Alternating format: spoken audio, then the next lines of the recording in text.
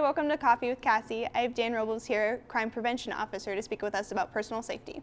How you doing? Fine, thank you. Good, yeah. So when I was a student here, I always felt safe on campus, but I know if I were to leave work a little late or if I had a late class, a lot of times I would walk with a friend to my car. But I really want to talk to you about student safety here on campus and some things they could do to feel safer and to be safer here on campus. I think one of the main things that you can do, and it's probably things that you did, it sounds like you were very aware, is being aware while you're on campus, day or night, that you're aware of your surroundings.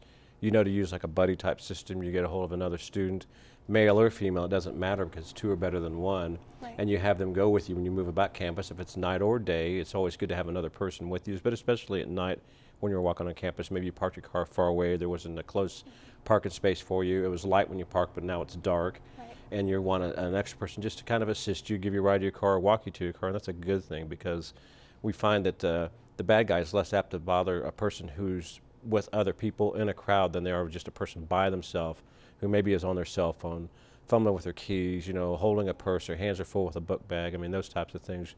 We want people to prepare themselves before they walk to their lot or their car. And when I say that, not to be on their phone, but to be aware of their surroundings if they are by themselves, and just kind of look around and just see what's going on around them instead of being on the phone and fumbling for their keys, those type of things. Parking closer if they can when it's daylight, because they know if they get out of class it may be dark outside. Carpooling even is a good idea. You walk with some people who have classes when you do. That's a good idea because then you leave with them also and you have just an extra escort, if you will. Right.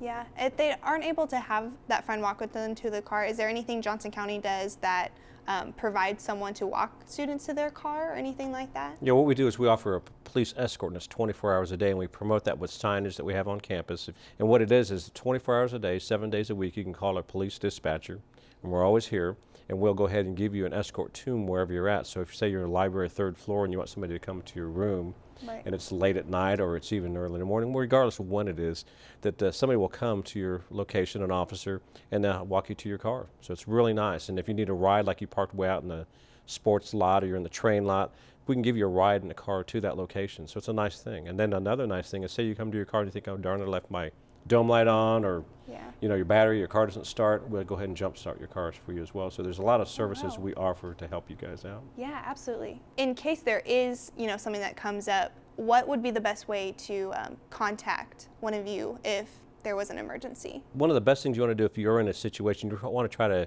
to get away from the person who's trying to do something, draw attention to yourself.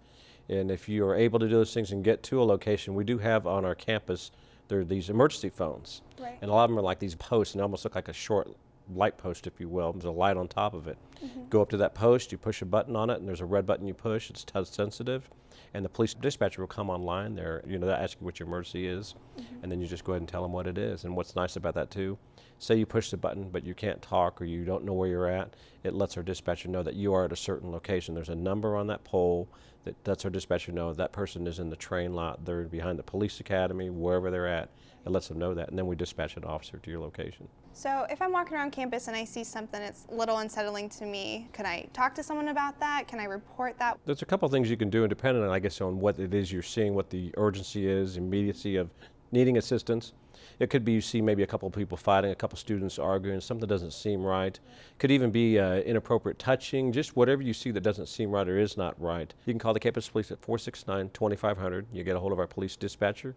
They'll go ahead and send an officer to your location, or you can actually come to our police department, which has a lobby, and you can walk in the lobby and talk to the dispatcher there or speak to an officer at that time.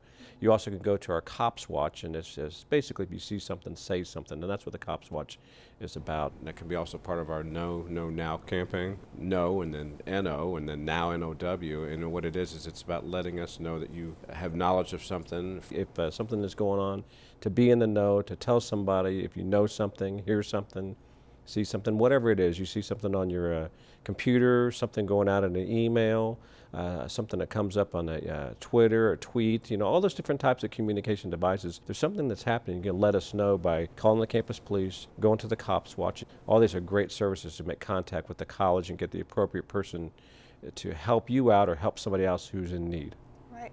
And I know when I was a student here, they had the JCC alerts. You automatically get the alerts to your phone when you come here to the college, and it just automatically goes to your phone. Okay. And you have to opt out if you don't want that going to your phone. But we actually like the idea of just opting in and staying in with that.